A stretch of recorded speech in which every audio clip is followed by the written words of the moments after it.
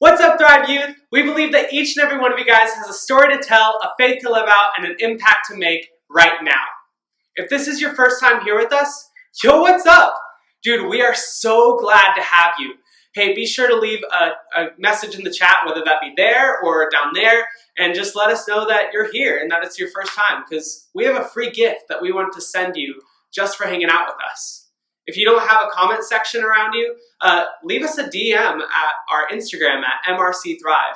And if you aren't new and just want to say what's up, send us a DM there too. In a few moments, one of our worship leaders, Abby, is going to come and she's going to lead us in worshiping through song. And then after that, Johnny's going to come and give his message for week 3 of LoveHate. With that all being said, come on, let's stand up and let's sing together.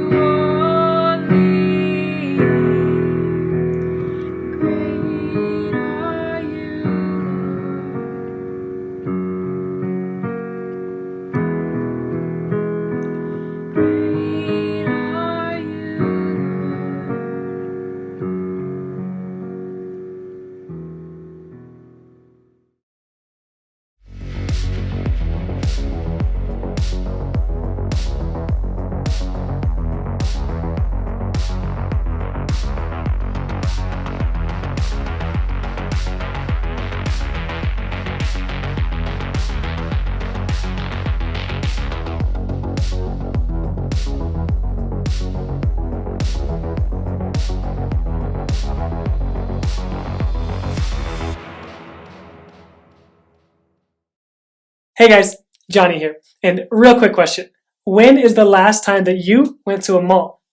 Now, go with me on this. I know that malls were already dying before the COVID thing, and who knows if they are really going to come back afterwards, but I still think that they are fascinating places.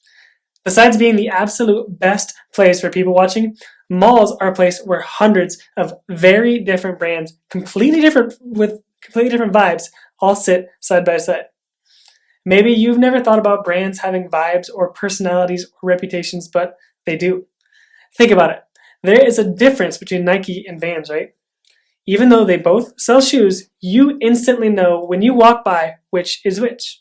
Or what about Tilly's and H&M? They literally sell the same products to the same age group, but there's just something different about them.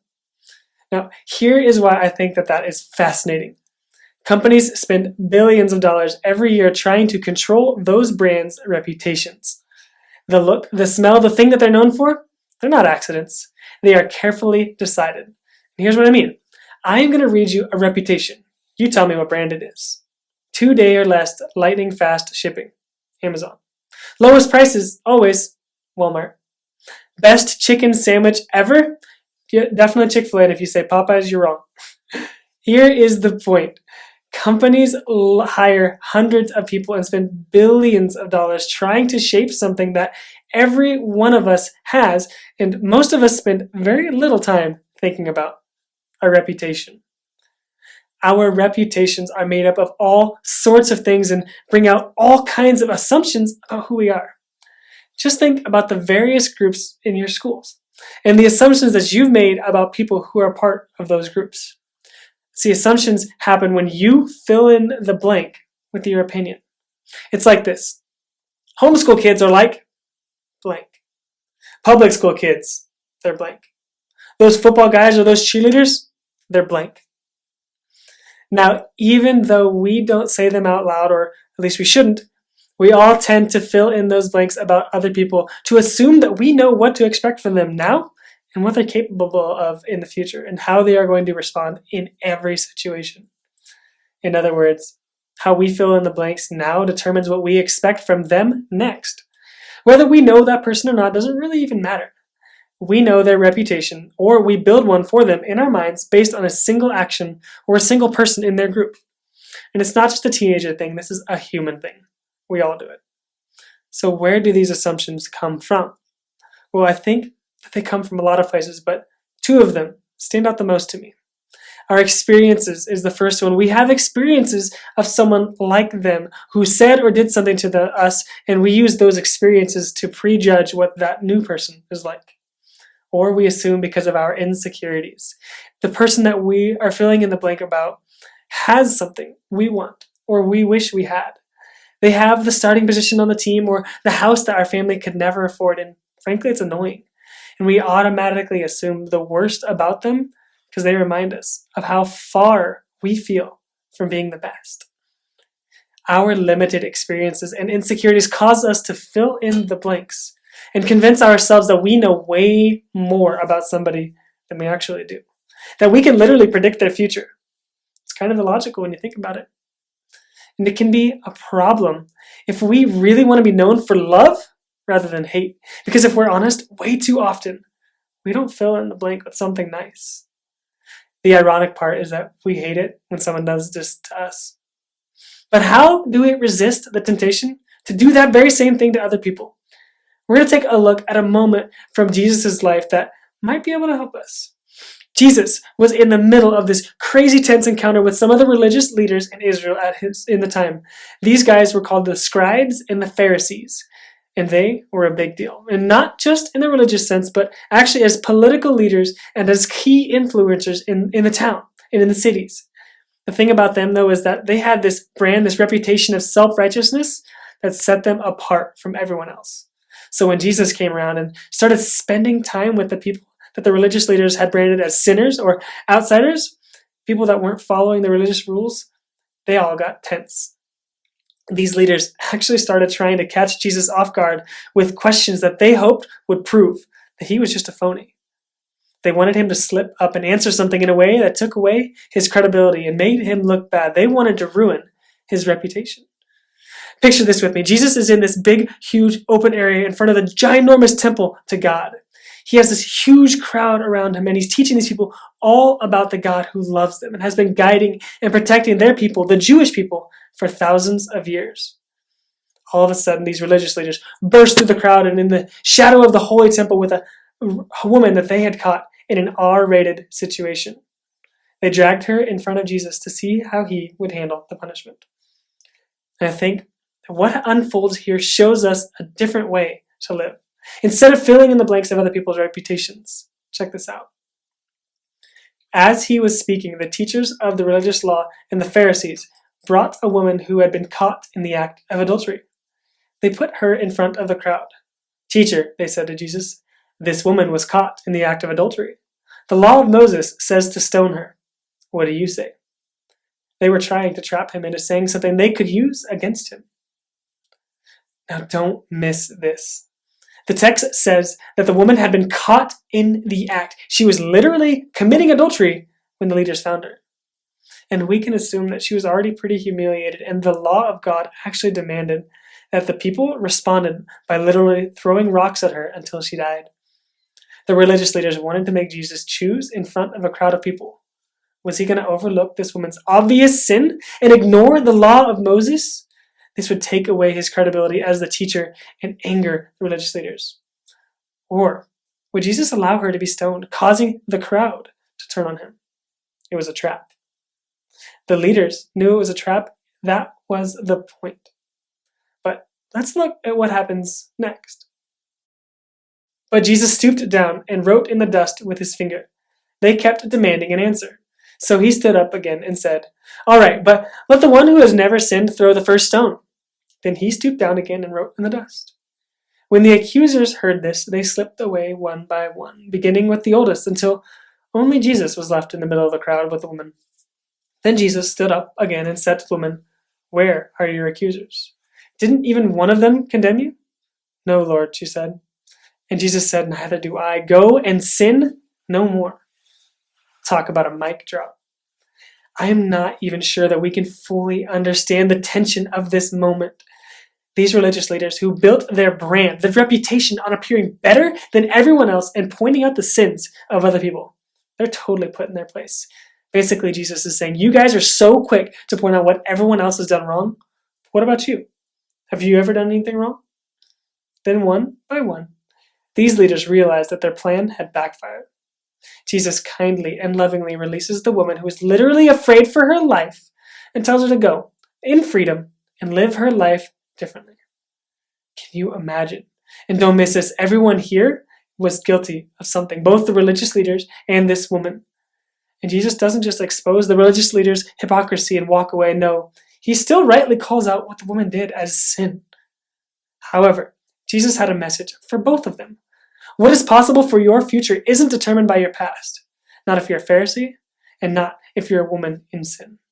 Both of you are guilty, yet both of you are free to go. Both of them had a reputation for being one way, and both of them were able to choose to live differently than when they arrived. Jesus challenges the leaders to examine themselves. Were they perfect? If not, and spoiler alert, they weren't, then they needed to take a look at what needed to change within themselves first before judging others and filling in the blanks of their story.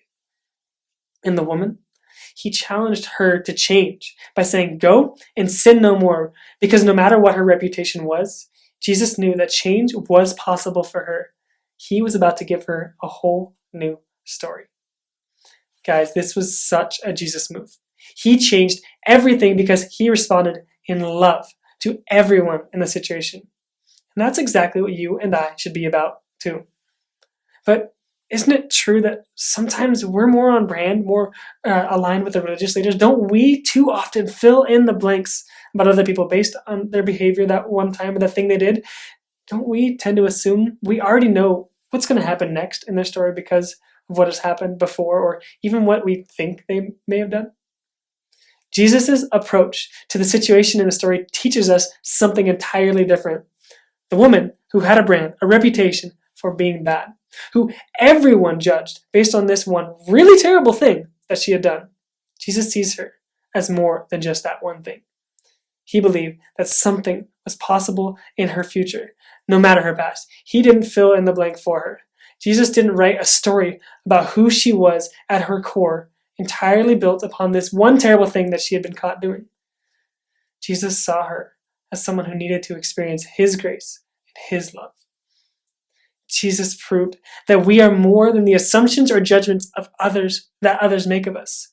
See, we can have forgiveness and grace, a second chance because of his love for us. And we can extend that same forgiveness and grace and love to others too. Now, what if this was the approach that you and I started to take when forming our opinions of other people? What if we believed that anyone could surprise us and be redeemed to something beautiful? What if instead of filling in the blanks with assumptions and judgments, we chose to believe that Jesus can radically change anyone? What if we chose to let love fill in the blank? What if we let Jesus-like love and mercy fill in the blanks for other people? This would change a lot about the way that we think about and treat other people, wouldn't it? And not only that, this would also change a lot about the way we think of ourselves, too. We may wind up realizing that we're not as terrible as others have made us feel, or maybe that we're not as perfect as we may think. There is something both encouraging and humbling about Jesus' approach. It puts all of us on the same level as a person God loves, and as a person Jesus died on the cross to forgive and set free. And we are not just the sum total of our actions. In other words, when we fill in the blanks with judgment or hate, we are only seeing part of a person. We only focus in on their actions. Whatever they did that was wrong or something we don't like, we limit them to that blank. But when we fill in the blank with the love of Jesus, we open the door for something more. We can see people as someone who can be radically changed by an encounter with the author of all of our stories, Jesus Christ. When it comes to assumptions and judgments, either against you or against someone else, take these 2 steps from this encounter and change your approach. Step 1, stop and think about how others have filled in the blanks about you. When you make an assumption about someone, about how they are or what they're going to do, stop. Stop and think about your own life. How have people underestimated you? How have they judged you? How have you experienced the other side of someone filling in the blank? Step 2, treat other people the way that Jesus treated the woman, how he's treated you, with grace and love, assuming that your best days can actually be ahead of you. Let Jesus fill in their blank. Think about how you've wrongly filled in the blanks for someone else. Who is someone that you know, but you really don't? Who have you filled the blanks in for in a negative way without learning the whole story of them? You guys, it is Jesus' job to fill in the blank. Our job is to love our neighbor. When we make assumptions, throw shade, hate on, or judge others, we are filling in the blanks and finishing someone else's story right then and there. The Pharisees tried to do that. They filled in this woman's blanks with adulteress, sinner, lawbreaker, dead woman. Jesus made it so clear with the woman and with the Pharisees and with nearly every single person that he met that he gets to fill in the blank. When we let Jesus fill in the blank, there is always hope for change. When we choose to follow Jesus' example here and take these steps, we are choosing to let love fill in the blank instead of our quick and shallow assumptions and judgments about who they are now and who they can become. Just imagine with me, what would happen if this is how we spent our time forming opinions of those around us? Instead of assumptions, stereotypes, and preconceived notions based on a part of a person, we would be people who believed everyone is worthy of love and has hope for a great future. If this is what Jesus is about, who wouldn't want to be a part of that? We can meet people wherever they're at, whatever they're doing, however they've messed up, and just love them. You guys, when we bring others to Jesus and let him fill in the blank, anything can happen. Jesus says that our reputation should be one that we are known by how radically we love people. Imagine if when you said that you were a Christian, the image that people got in their head was one of incredible, unimaginable love and not the also common image of hate. Our story, The story of people who call themselves Christ followers is the best story in history. It's a 4-word story. Love God and love people. That is our story. That is our brand. That should be our reputation.